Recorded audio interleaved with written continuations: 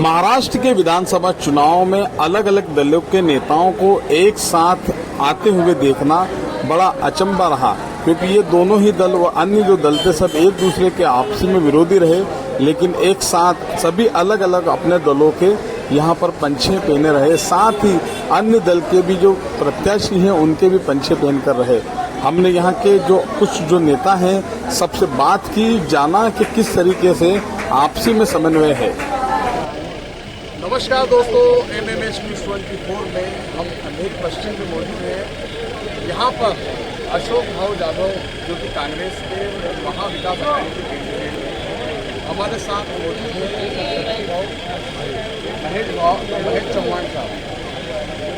यहाँ पर एक ऐसा चुनाव देखने को मिल रहा है पिछले लोकसभा चुनाव के दौरान जो अलग अलग जो गुट माने जाते थे, लेकिन एक साथ आकर कहीं ना कहीं इनका ऐसा मानना है कि कहीं ना कहीं जो सांप्रदायिक जो ताकतें हैं जो देश में कहीं ना कहीं बंटने की स्थिति को लेकर चल रहे हैं और कहीं ना कहीं कटेंगे और बटेंगे के नारे को बुलंद कर लेकर चल रहे हैं। सबसे पहले तो इंग्लिश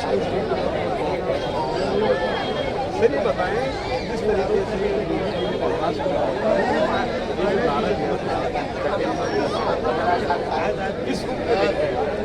पहली बात तो ये है कि अरुण भाई जो देश में और महाराष्ट्र में जाति न्याय जनगणना की मांग की लोगों को बहुत अच्छी तरह और इससे कहीं ना कहीं महायुति को और एनडीए को डर लगा और इसी वजह से मुझे उसे शह देने बटेंगे। लेकिन मैं उनसे ये पूछना चाहता हूँ, अगर कोई जाति, प्रांत, भाषा और धर्म के आधार पर देश के सभी नागरिकों को ये अपील करना है कि हम लोग के साथ रहना चाहिए, एकजुट रहना चाहिए, तो हम उनके साथ हैं, हम उनसे सहमत हैं। इससे देश एकजुट रहेगा तो देश सुरक्षित रहेगा, देश मजबूत बनेगा, ये मैं मानता हूँ। लेकिन अगर कोई सिर्फ एक धर्म के लोगों को ये कहता है कि अगर आप बटेंगे तो कटेंगे, तो सवाल होता है। लोगों के मन में सवाल है, उसका जवाब बीजेपी को देना पड़ेगा, एनडीए को देना पड़ेगा, आईटी को देना पड़ेगा। मेरा सवाल बीजेपी से ये है कि अगर बटेंगे तो क्यों कटेंगे और कैसे कटेंगे और कौन कटेंगे। अच्छा सर, कटेंगे बटेंगे ये तो सारी चीज़ें चल रही हैं। चुनाव में सब चीज़ें होती हैं, जब इलेक्शन आते हैं तो इलेक्शन में सभी चीज़ों का कहीं ना कहीं पॉलिटिकल लोग इस्तेमाल करते हैं। आपने जो बोला सर उसका आपका इंडिया का डिबेट चाहिए तो मैं बोलता हूँ ले लेने को। हाँ, वो आएगी तो ये पकड़ो, मैं रोक लूँगा उसको। लोकसभा का इलेक्शन आपका वहाँ पर मात्र 48 वोट से नहीं यहाँ रोक लूँगा। नहीं जय नहीं दिया गया सर, पूरा महाराष्ट्र का आप देखोगे तो उद्धव जी ने जो तरह से मशाल लेके आप देख सकते हैं कि हमारा चिन्ह गया, भाग गए, वो ठीक है।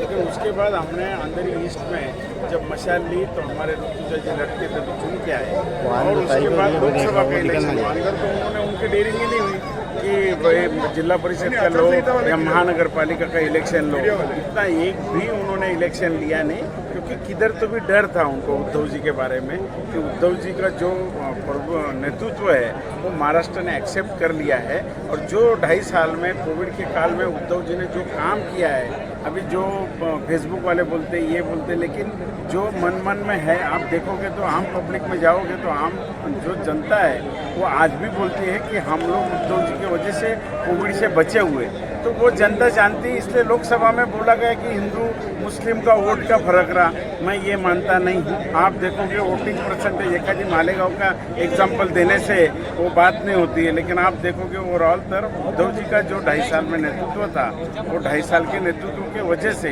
अभी हम लोग एक छोटी विधानसभा में काम करते हैं अंधेरी वेस्ट में। आप देखोगे तो हमने भी 2 शाखा, जिधर शिवसेना की शाखा है उधर उद्धव जी ने बोला कि शाखा है उधर दवाखाना डालो, वो 7 शाखाओं के माध्यम से हमने 25,000 लोगों को दवाई और डॉक्टर उपलब्ध कराए, 75,000 लोगों को लसीकरण दिलाया। तो बाला साहब ने हमको एक सिखाया कि 80% समाजकारण और 20% राजकारण, और हम लोग वो 80% के ऊपर कायम रहते हैं और हमें यही सिखाया गया है।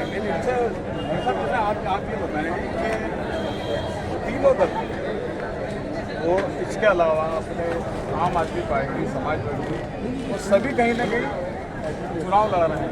ये कांग्रेस का फुटबॉल है आपके साथ, तो सभी का पूरी तरह से पर्याप्त आप लोगों को समर्थन सब लोगों का हमारे साथ में सपोर्ट है और इंशाल्लाह इस टाइम पे जो है ना हम लोग हमारे साथ में पार्टी कर रही है, साथ में हमारे सपोर्ट कर रही है, इंशाल्लाह चीज़ हमारी है। अच्छा, आप एक यूथ हैं, किस रूप में देखते हैं चुनाव?